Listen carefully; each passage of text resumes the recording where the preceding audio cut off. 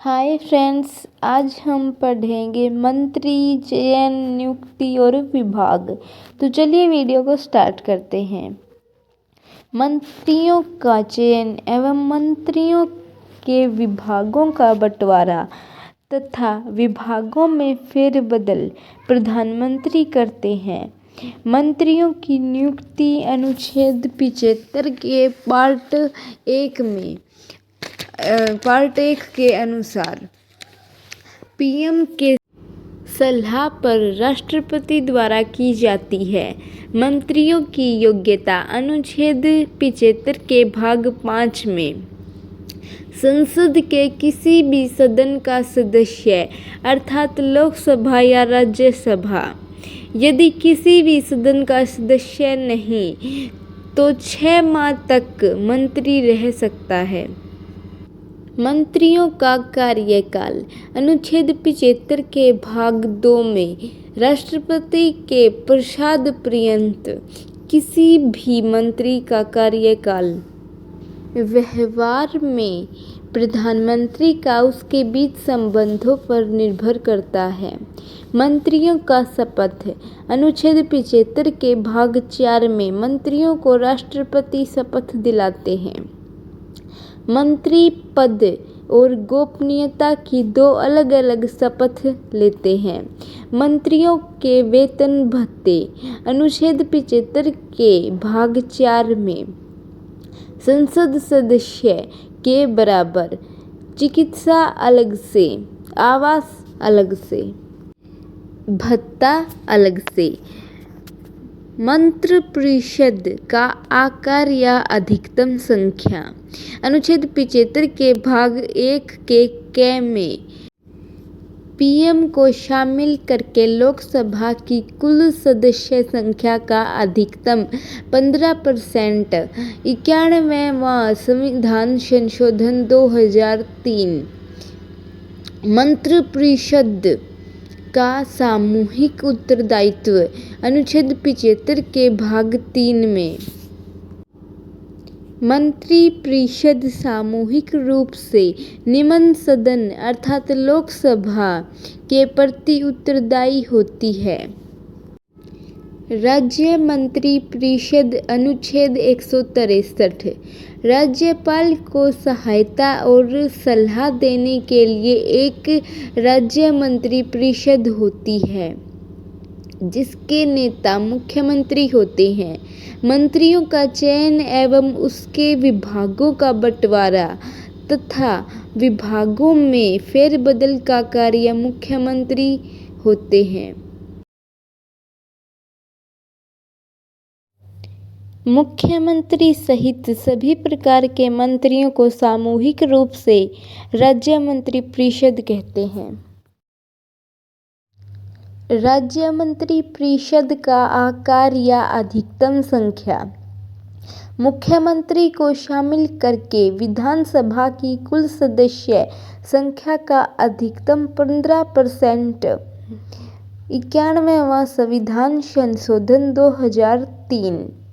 जिन राज्यों में विधानसभाओं की जो सीटें होती हैं वह बहुत कम है अर्थात छोटे राज्यों में वहाँ मंत्रिपरिषद मुख्यमंत्री को शामिल करके 12 सदस्यों से कम नहीं होगी।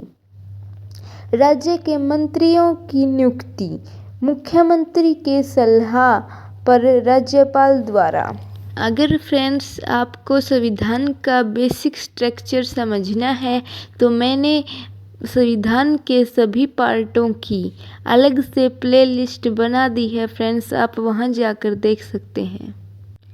आगे देखिए फ्रेंड्स, मंत्रियों का कार्यकाल राज्यपाल के प्रसाद पर्यंत कोई भी मंत्री अपने पद पर तब तक बना रहता है जब तक मंत्रिपरिषद का सदस्य है।